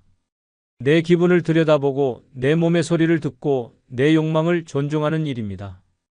희생으로 살아온 시간은 충분했습니다. 이제는 나를 위해 살 시간입니다. 당신은 누구보다 당신을 먼저 챙겨야 할 자격이 있습니다. 그것이 진짜 삶의 주인으로 살아가는 첫걸음입니다. 세 번째는 남의 인생에 휘둘리지 않는 결단을 내리는 것입니다. 우리는 어릴 적부터 남이 정해준 길을 걸었습니다. 부모의 뜻에 따라 학교를 정하고 사회의 기대에 따라 직장을 선택하고 주변의 시선에 맞춰 결혼하고 아이를 낳았습니다. 그렇게 살면서 나는 누구인가라는 질문은 점점 멀어졌고 결국 남이 그려준 인생을 충실하게 따라가는 인생 대행자가 되어버렸습니다. 문제는 이 습관이 노년에도 그대로 이어진다는 점입니다. 자식의 선택에 따라 이사를 가고 손주의 요구에 맞춰 돈을 쓰고 형제의 눈치를 보며 감정을 숨깁니다. 결국 삶의 중심은 항상 나가 아닌 남에 맞춰져 있습니다. 그리고 인생이 끝자락에 다다를 무렵 후회가 밀려옵니다. 왜 나는 나로 살지 못했을까? 남에게 맞춘 삶은 절대 행복하지 않습니다. 어떤 선택도 온전히 나의 것이 아니기에 그 책임조차 내가 아닌 남에게 전가하게 됩니다. 그래서 화가 나고 억울하고 허무한 것입니다. 하지만 정작 그 누구도 당신의 인생에 책임져 주지 않습니다. 당신의 눈물에도 병든 몸에도 무너진 감정에도 아무도 대신 아파하지 않습니다. 이제는 방향을 바꿔야 합니다. 늦지 않았습니다. 지금부터라도 내 인생의 핸들을 다시 손에 쥐어야 합니다. 남이 뭐라 하든 누가 무슨 눈치를 주든 나의 선택에 따라 움직이고 결정할 수 있어야 합니다. 그것이야말로 진짜 자유이며 내 삶의 주인이 되는 첫 번째 조건입니다. 노년의 가장 흔한 착각 중 하나는 이 나이에 뭘 새로 시작하겠어 라는 말입니다. 하지만 진실은 이렇습니다. 지금 시작하지 않으면 끝까지 남의 인생을 대신 살아야 한다는 사실입니다. 그건 늙은 것이 아니라 사는 것이 아닙니다. 사는 척하는 것일 뿐입니다. 강원도 춘천에 사는 74세의 최경자 할머니는 평생 남편과 시댁의 말에 따라 살았습니다. 시부모를 모시느라 친정엔 명절에도 제대로 못 갔고 남편이 하기 싫다는 이유 하나로 평생 여행 한 번 못 갔습니다. 자식이 결혼한 뒤에도 손주 돌봄을 맡아 시도 때도 없이 서울과 춘천을 오갔고 자신의 감정은 항상 맨 마지막 순위였습니다. 그러던 어느 날 심한 고혈압으로 쓰러져 병원에 실려간 뒤 퇴원 후 거울 앞에 앉아 스스로에게 물었습니다. 나는 왜 아직도 내가 뭘 원하는지 모르지? 이게 진짜 내 인생인가? 그 질문 하나가 인생을 바꾸는 계기가 되었습니다. 최할머니는 그날 이후 자신을 위해 하루 일과를 다시 짰습니다. 아침마다 라디오를 들으며 따뜻한 차를 마셨고 작은 송거울을 들고 얼굴을 보며 경자야, 잘하고 있어라고 말했습니다. 취미로 유화를 배우기 시작했고 친구들과 함께 강릉으로 1일 여행을 다녀왔습니다. 가장 큰 변화는 자식에게 말한다는 한마디였습니다. 이젠 내 시간은 나를 위해 쓸 거야. 그 말을 들은 큰딸은 처음엔 당황했지만 이내 진심을 이해하고 말했습니다. 엄마, 이제야 엄마 인생 사시네요. 저도 엄마처럼 살고 싶어요. 그 말에 최할머니는 눈물을 흘렸습니다. 늦었지만 드디어 삶의 중심에 자신을 놓게 된 순간이었습니다. 지금 최경자 할머니는 동네 작은 화방에서 그림을 그리며 살아갑니다. 자신의 첫 작품은 자화상이었고 제목은 내가 나로 사는 중이었습니다. 누군가 그림값이 얼마냐고 묻자 할머니는 웃으며 대답했습니다. 이건 돈으로 못 사요. 내 인생 처음으로 내가 그린 나다운 날들이거든요. 삶은 남의 무대에서 조연으로 끝나기엔 너무 귀합니다. 지금부터라도 나의 선택, 나의 기준, 나의 감정으로 결정하십시오. 남의 말보다 내 마음을 듣고 남의 눈보다 내 눈을 바라보십시오. 그렇게 살 때 우리는 비로소 내 인생의 주인이라는 이름을 당당히 가질 수 있습니다. 당신의 인생은 당신 것이어야 합니다. 지금부터 시작해도 늦지 않습니다. 네 번째는 미련을 끊고 과거를 버리는 용기를 갖는 것입니다. 우리는 과거를 붙잡고 살아갑니다. 잃어버린 시간, 후회스러운 선택, 하지 못했던 말, 떠나보낸 사람.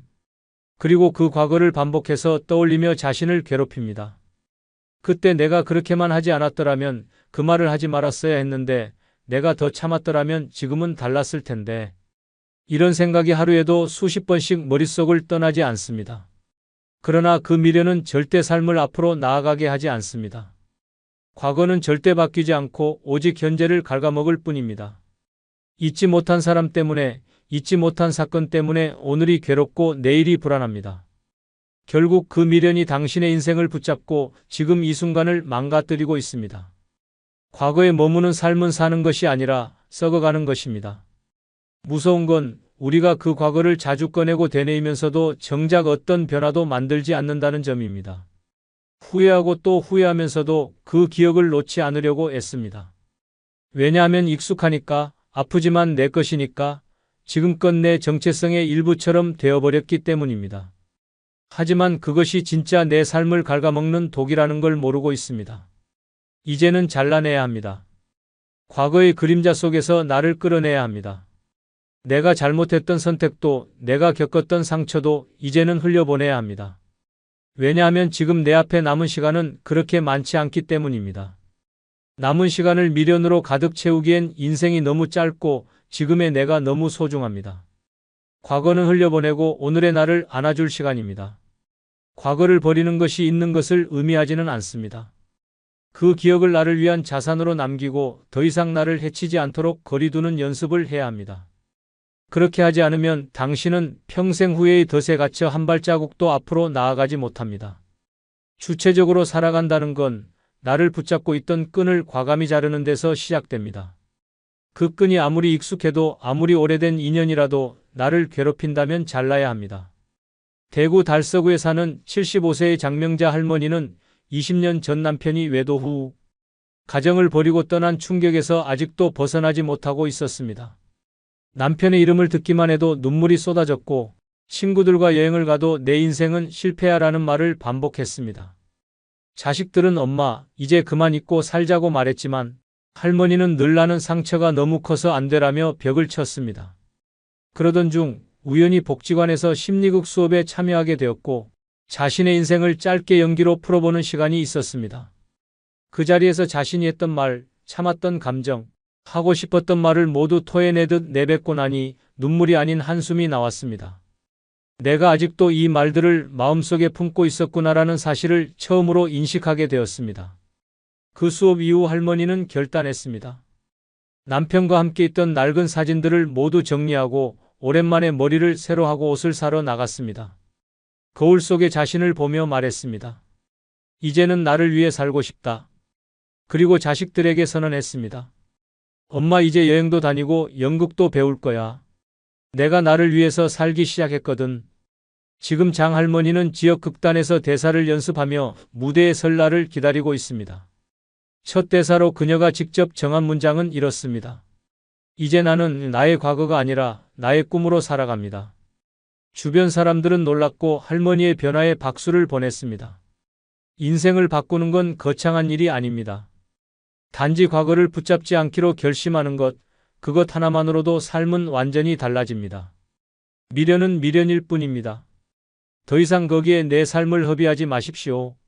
지금부터라도 당신은 당신의 과거가 아닌 당신의 미래를 위해 살아야 합니다. 그것이 진짜 내 삶의 주인으로 살아가는 길입니다. 5번째는 남의 시선을 과감히 끊어내는 결단을 내리는 것입니다. 우리는 수십 년을 남의 눈치 속에서 살아왔습니다. 친정 어머니의 기대, 시댁의 기준, 이웃의 평가, 사회의 통념까지 그들의 시선에 맞춰 옷을 고르고 표정을 짓고 행동을 결정했습니다. 심지어 좋아하는 취미조차 나이 들어서 그런 걸 하면 뭐라 하겠어라는 걱정으로 포기했습니다. 그렇게 남의 시선에 내 삶을 통째로 저당 잡히며 살아왔습니다. 가장 무서운 건 남의 시선을 의식하는 삶은 절대 끝나지 않는다는 점입니다. 젊을 때는 경쟁에서 뒤처질까봐, 중년에는 가족을 창피하게 할까봐, 노년에는 나이감 못한다는 말 들을까봐 늘 누군가의 기준에 맞춰 살아갑니다. 그런데 정작 그 사람들은 당신이 그렇게 고통받는지도 모릅니다. 당신 혼자만 억눌리고 당신 혼자만 불편하며 당신 혼자만 희생하고 있습니다. 남의 시선을 의식하며 사는 인생은 철창 없는 감옥입니다. 나를 가두는 건 사회도 가족도 아닌 바로 나 자신입니다. 이 나이에 그런 걸? 저 나이에 저런 옷을? 남들이 뭐라 할까? 이런 질문이 끊임없이 나를 괴롭히고 결국 내 자유는 사라집니다. 그리고 어느 순간 내 인생은 남이 보기 좋은 인생으로 포장된 껍데기만 남습니다. 남들이 나를 어떻게 볼지 고민하는 대신 나는 나를 어떻게 느끼는지를 물어야 합니다. 지금 웃고 있는지, 지금 행복한지, 지금 가슴이 뛰는지 그 질문에 자신 있게 예라고 답할 수 없다면 당신은 이미 남의 삶을 대신 살아가고 있는 것입니다.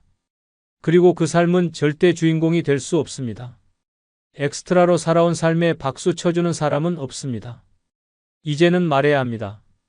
남들이 뭐라 해도 나는 내가 좋으면 한다. 내 나이에 맞는 행동이 아니라 내 마음에 맞는 행동을 하십시오. 누가 뭐라고 하든 당신이 만족하고 즐겁다면 그게 정답입니다. 인생은 자격증이 아니라 용기입니다. 용기 있는 사람만이 자신의 무대를 만들고 자신의 삶을 완성해 갑니다. 전라북도 군산에 사는 70세의 황명희 할머니는 한평생 단색 옷만 입고 머리는 항상 묶은 머리였습니다. 나이 들어서 화려한 색 입으면 없어 보인다. 단정해야 남들이 흠 안 본다는 말이 머릿속에 깊게 박혀 있었습니다. 그런데 어느 날 복지관에서 열린 색채 심리 강의에 참석했다가 충격을 받았습니다. 지금 당신이 입고 있는 색이 당신의 감정을 가둡니다라는 강사의 말에 온몸이 얼어붙었습니다. 그날 이후 할머니는 처음으로 붉은색 블라우스를 샀고 입는 순간 거울 속에서 낯선 여인이 자신을 웃고 있었습니다. 내가 이렇게 밝게 웃을 수 있는 얼굴이었나 싶었습니다. 동네 시장에 나갔더니 주변 사람들이 어머, 색다르시네요. 오늘 무슨 일 있으세요? 라고 묻기 시작했고 처음엔 민망했지만 점점 그 시선이 재밌어졌습니다. 그 후로 할머니는 옷장에서 무채색 옷을 모두 빼내고 알록달록한 옷으로 바꾸었습니다. 파란 스카프, 분홍색 재킷, 노란 운동화까지 동네에서 컬러 할머니로 불리며 오히려 인기가 높아졌습니다. 사람들은 말합니다. 그 나이에 저런 용기가 부럽다. 나도 저렇게 나이 들고 싶다. 할머니는 당당히 말합니다. 남 눈치 보며 산 인생은 여기서 끝이에요. 이젠 내 눈에만 예쁘면 됩니다. 지금 황명희 할머니는 색채를 통해 삶을 바꾼 경험을 나누며 동네 커뮤니티에서 강의까지 하고 있습니다. 시선을 끊으면 삶이 시작됩니다라는 말은 그녀가 직접 겪은 인생의 진리입니다. 남의 시선으로부터 벗어난 그 순간 그녀는 비로소 자신의 삶을 살기 시작한 것입니다. 지금 이 글을 읽고 있는 당신도 그럴 수 있습니다. 남의 시선을 끊는 순간 인생은 다시 시작됩니다. 주인공이란 타이틀은 남이 주는 것이 아니라 내가 스스로 차지하는 것입니다. 지금부터라도 남이 아니라 나를 바라보십시오. 당신이 예쁘고 당신이 멋지면 그게 바로 최고의 삶입니다. 65세 이후에 가난한 친구를 멀리해야 할 이유 중 첫 번째는 가난한 친구는 늘 단기적인 해결책을 찾기 때문입니다. 이 문장은 단순한 습관을 지적하는 것이 아닙니다. 그것은 노년의 삶에 독처럼 스며드는 비합리적 사고방식이며 우리의 인생을 끌어내리는 위험 요소입니다. 특히 65세 이후의 인생에서는 신중함과 장기적인 안목이 무엇보다 중요합니다. 그러나 가난한 친구는 항상 당장의 불을 끄기 위한 임시방편에만 몰두하며 문제의 근본을 들여다보는 시도조차 하지 않습니다. 그들은 지금만 넘기면 된다는 태도로 오늘을 허비하고 내일은 더 깊은 구렁텅이에 빠지곤 합니다. 그들의 대화에는 늘 돈이 급하다는 말이 따라 붙습니다. 이번 달 카드값만 어떻게 되면 괜찮아, 며칠만 빌려줘, 금방 갚을게라는 말을 반복하며 실제로 그 돈이 어떤 문제를 해결할 수 있을지는 고민하지 않습니다.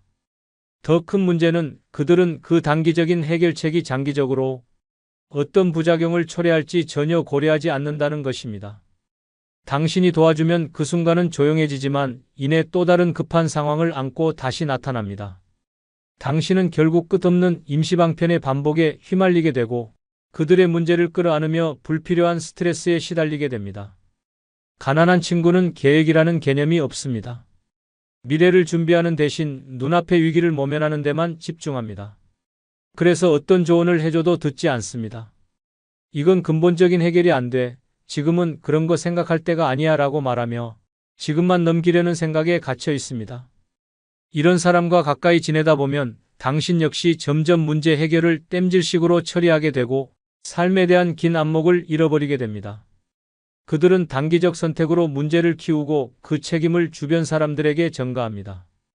그리고 당신은 어느새 그들의 비상금 역할을 하고 있다는 사실을 뒤늦게 깨닫게 됩니다. 심각한 것은 그들이 단기적인 해결책을 찾는 과정에서 거짓말을 할 수도 있다는 점입니다. 이번만 도와줘, 정말 마지막이야 라는 말을 너무도 진지하게 하며 감정적으로 호소하지만 그 말은 이미 여러 번 들었던 레퍼토리일 가능성이 큽니다.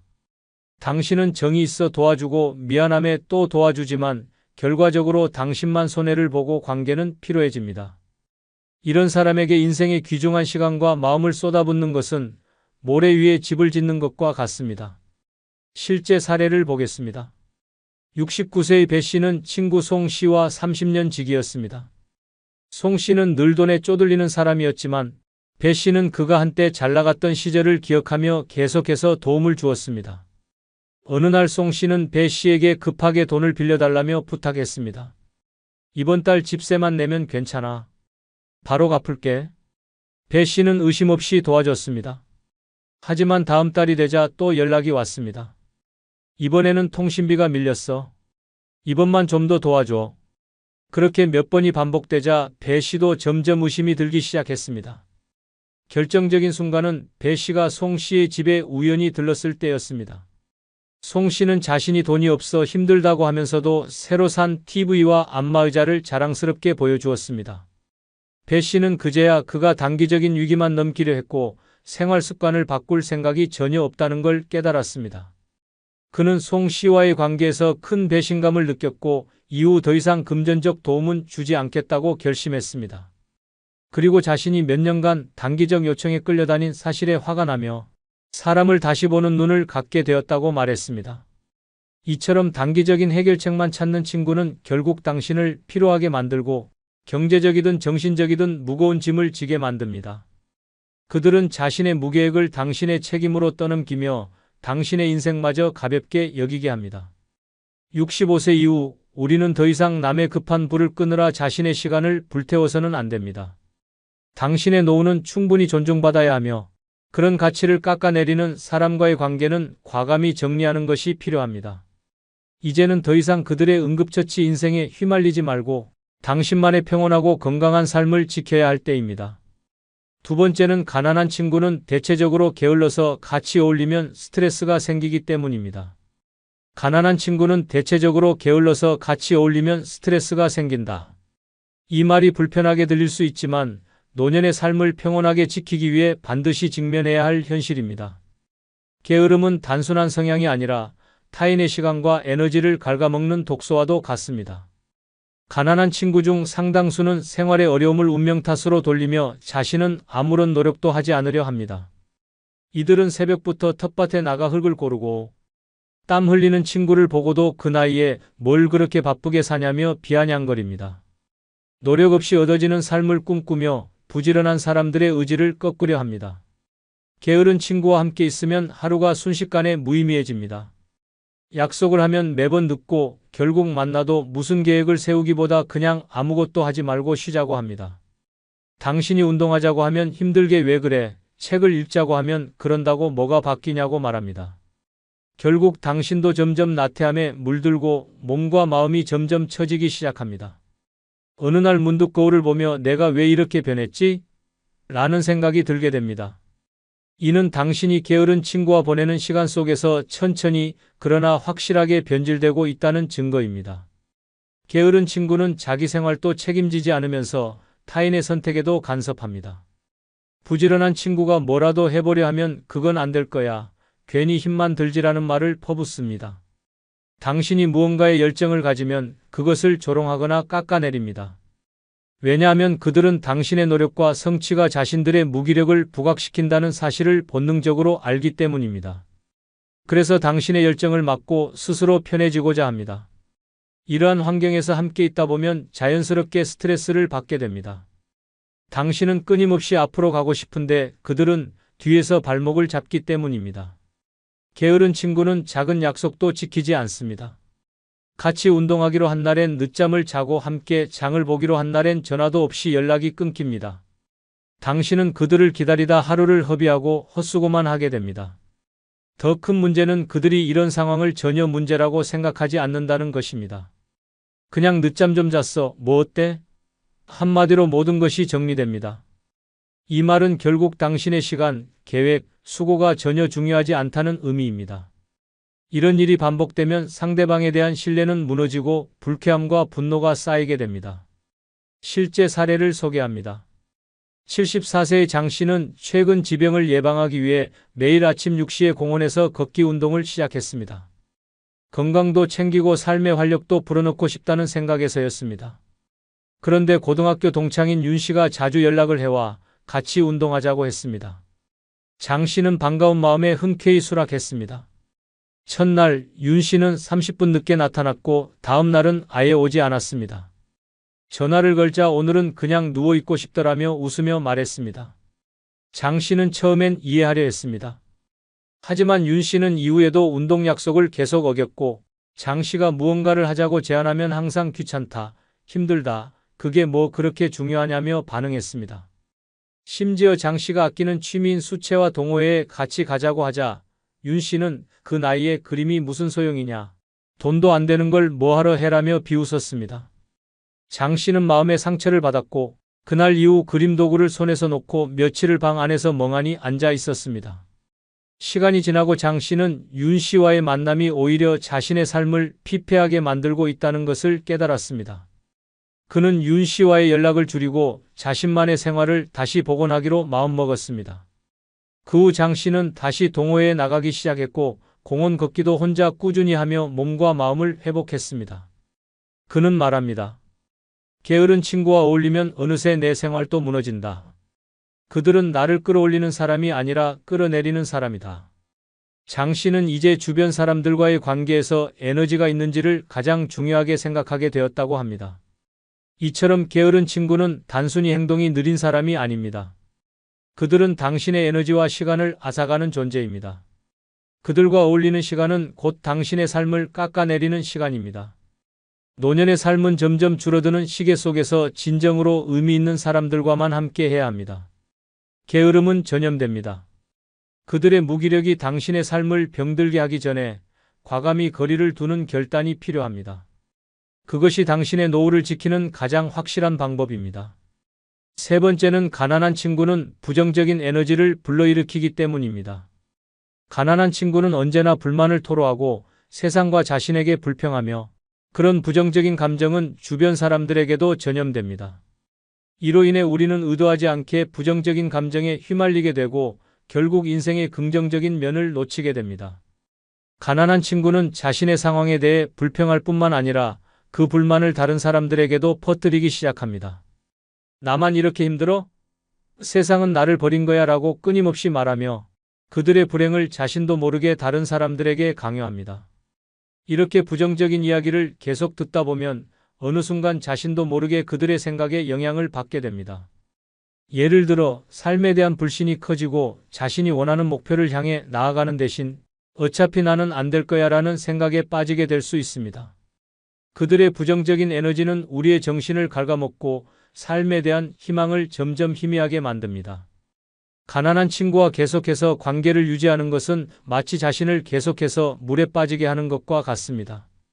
그들은 자신이 처한 경제적인 어려움 때문에 자주 돈에 대해 불평하고 자신의 불행을 다른 사람에게 전이시키기 위해 끊임없이 말합니다.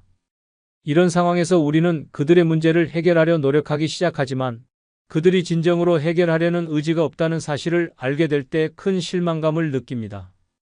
그들은 도움을 요청하지만 그 도움을 받아도 아무 변화가 일어나지 않기 때문에 결국 우리만 에너지를 소모하게 됩니다. 또한 그들이 계속해서 부정적인 태도를 보일 때 우리는 점점 더 피곤해지고 점차적으로 그들로부터 멀어지게 됩니다. 실제 사례를 통해 이 문제를 살펴보겠습니다. 한 70대 초반의 김 씨는 오래된 친구인 박 씨와 오랜 시간 동안 가까운 관계를 유지해 왔습니다. 하지만 김 씨는 박 씨가 점점 더 부정적이고 불평이 많아지는 것을 느꼈습니다. 박 씨는 끊임없이 자신이 힘든 처지에 있다고 말하고 나는 나이가 들어서 이제 아무것도 할 수 없다며 자주 우울해했으며 왜 이렇게 힘든지 모르겠다며 매일같이 불평을 쏟아냈습니다. 김 씨는 처음에는 그를 위로하고 넌 여전히 할 수 있어 라고 말하며 그를 도우려 했습니다. 그러나 시간이 지나면서 박 씨의 불평은 점점 더 심해졌고 김 씨는 점차 그의 말에 영향을 받게 되었습니다. 이제 김 씨는 박 씨와 만나면 항상 우울하고 피곤한 기분이 들었고 더 이상 박 씨와의 대화를 즐기지 못하게 되었습니다. 박 씨의 부정적인 에너지가 김 씨의 마음까지 잠시 개들어갔기 때문입니다. 결국 김 씨는 박 씨와의 관계에서 벗어나기로 결심했습니다. 그가 박 씨와 거리를 두고 나서 그의 삶은 전혀 달라졌습니다. 김 씨는 다시 긍정적인 생각을 가지게 되었고 새로운 사람들과의 만남을 통해 더욱 활기찬 생활을 시작했습니다. 그는 박 씨와의 관계에서 벗어난 덕분에 새로운 가능성을 발견할 수 있었고 더 이상 불필요한 부정적인 에너지에 영향을 받지 않게 되었습니다. 가난한 친구가 부정적인 에너지를 불러일으킨다는 것은 단순히 기분을 나쁘게 만드는 정도가 아닙니다. 그들의 부정적인 생각은 우리의 마음을 괴롭히고 결국 우리가 원하는 방향으로 나아가는 것을 방해합니다. 삶에 대한 부정적인 태도는 결국 우리의 미래까지도 어둡게 만들 수 있기 때문에 65세 이후에는 그러한 친구들과의 관계를 다시 한번 고민해 볼 필요가 있습니다. 네 번째는 가난한 친구는 항상 돈에 대해 걱정하기 때문입니다. 그들의 걱정은 단순히 금전적인 문제를 넘어서 우리의 삶에 깊은 영향을 미칠 수 있습니다. 돈에 대한 걱정은 끊임없이 그들의 대화에 등장하고 심지어 우리의 생각마저 물들입니다. 이로 인해 점점 더 재정적인 스트레스에 시달리게 되며 돈에 대한 불안감이 지속적으로 우리를 압박합니다. 가난한 친구는 돈에 대해 이야기할 때마다 자신의 처지를 강조하며 나 같은 사람은 어떻게 살아야 할까? 돈이 없으면 아무것도 할 수 없다라는 말을 자주 합니다. 그들은 항상 돈이 부족하다고 느끼고 이를 해결하려는 방법이 아니라 그저 불평만 합니다. 그들의 대화는 항상 돈에 관한 이야기로 가득 차 있습니다. 우리는 그들과 함께 있을 때마다 무의식적으로 그들의 걱정에 휘말리게 되며 돈이 없으면 살아갈 수 없다는 생각에 갇히게 됩니다. 이러한 마인드는 결국 우리의 인생에까지 영향을 미칩니다. 가난한 친구와 계속 가까운 관계를 유지한다면 우리는 그들의 경제적인 불안정을 공유하게 되고 그로 인해 우리의 삶도 점차 불안정해지기 시작합니다. 그들은 돈 없으면 모든 게 무너진다며 돈이 문제의 핵심인 것처럼 계속해서 말합니다. 그들의 이야기는 점점 더 무겁고 반복적으로 돈에 관한 불안감을 전파합니다. 이로 인해 우리는 돈이 없으면 행복할 수 없다는 생각에 점점 더 강하게 사로잡히게 되며 심지어 물질적인 풍요가 인생의 중요한 목표처럼 느껴지기 시작합니다. 그들의 부정적인 사고방식에 영향을 받아 우리는 점차 자아를 잃고 물질적인 것에 지나치게 집착하게 됩니다. 이러한 상황에서 점점 더 소비적이고 무책임한 삶을 살아가게 될 위험이 있습니다. 실제 사례를 통해 이 문제를 더 잘 이해할 수 있습니다. 75세의 박 씨는 예전부터 가까운 친구인 김 씨와 자주 만나며 많은 시간을 함께 보냈습니다. 하지만 최근 들어 박 씨는 김 씨와의 만남이 점점 불편해지고 있다는 것을 느꼈습니다.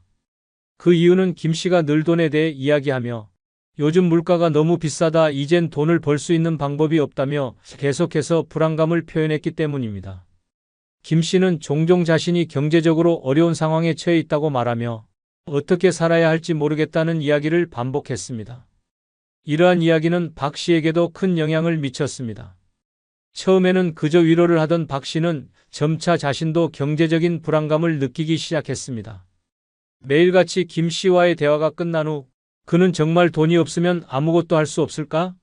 라는 생각에 사로잡히게 되었습니다. 박 씨는 어느 날 김 씨와의 대화가 끝난 후 심각하게 고민하게 되었습니다. 내가 이제까지 어떻게 살아왔지? 정말 돈이 없으면 행복할 수 없는 걸까? 라는 의문이 들었습니다. 그 후 박 씨는 자신도 점점 더 경제적 불안에 시달리게 되었고 과거에는 그다지 중요하지 않았던 재정적인 문제들이 점점 더 커지기 시작했습니다. 그는 김 씨의 불안감을 전파받아 자신도 모르게 돈에 집착하게 되었고 불필요한 소비를 하게 되었습니다. 이제는 돈이 모든 문제의 핵심이라고 믿게 된 박 씨는 생활에 더욱 스트레스를 받게 되었습니다. 그러던 어느 날 박 씨는 김 씨와의 만남을 완전히 끊기로 결심했습니다. 김 씨와의 관계를 지속하는 것은 더 이상 자신에게 이롭지 않다는 것을 깨달았기 때문입니다. 박 씨는 김 씨와의 만남을 줄이고 대신 새로운 사람들과 더 많은 시간을 보내기로 했습니다. 그 결과 박 씨는 다시 긍정적인 마음을 되찾고 재정적인 불안에서 벗어나기 위한 방법을 찾아갔습니다. 돈에 대한 집착을 내려놓고 자신만의 행복을 추구하는 방향으로 삶을 전환하게 되었습니다. 결국 박 씨는 경제적으로 더 안정적이고 정신적으로도 더 편안한 삶을 살게 되었습니다. 다섯 번째는 가난한 친구는 발전적인 대화보다 비관적인 대화를 선호하기 때문입니다. 이 문장은 단순한 조언이 아니라 노후를 편안하게 살기 위한 철저한 생존 전략입니다. 65세 이후의 삶은 더 이상 치열한 경쟁과 불안에서 벗어나고 편안하고 안정적인 일상을 누려야 하는 시기입니다. 그러나 곁에 있는 친구 하나가 당신의 삶을 서서히 병들게 할 수 있다는 사실을 아는 사람은 많지 않습니다.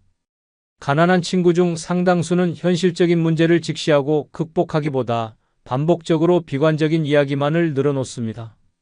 그들은 당신이 어떤 희망을 말하더라도 그것을 즉시 무모한 헛꿈으로 치부하며 자신의 불행을 중심으로 이야기를 끌고 갑니다. 그들은 새로운 계획이나 도전을 이야기하면 그 나이에 무슨 계획이냐, 해봐야 소용없다며 발목을 잡습니다. 당신의 열정을 조용히 꺾고 자신이 가진 어두운 시각을 마치 진실처럼 포장해 들려줍니다.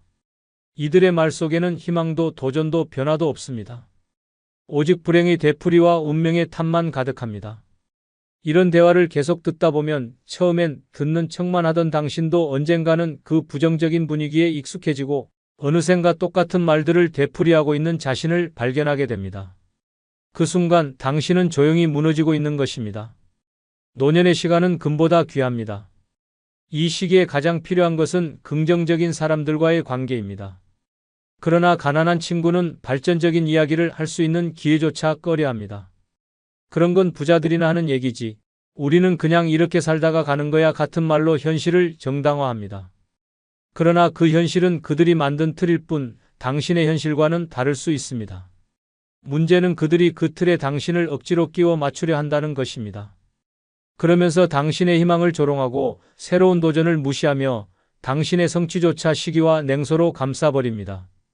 비관적인 대화는 단순한 푸념이 아닙니다. 그것은 독처럼 퍼져나가 당신의 사고를 마비시키고 삶에 대한 기대를 갉아먹습니다.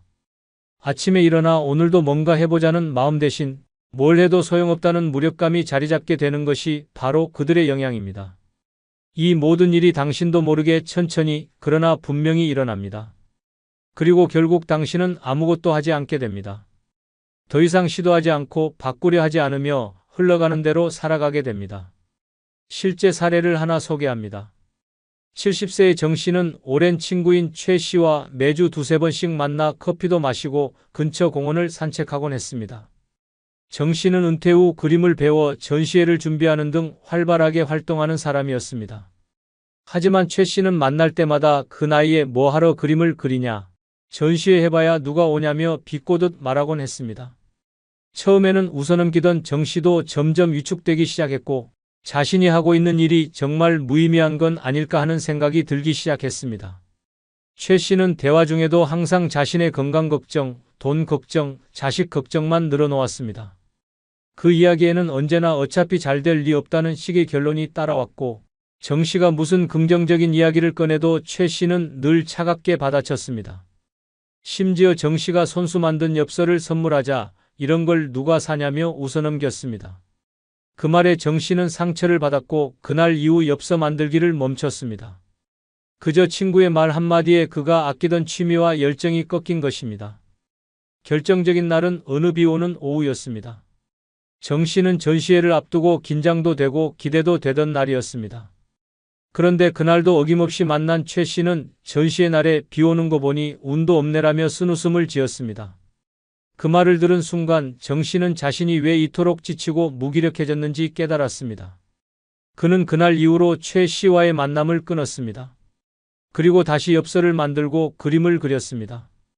결국 전시회는 많은 사람들의 관심 속에 성공적으로 열렸고 정 씨는 다시 자신의 삶의 활력을 되찾았습니다.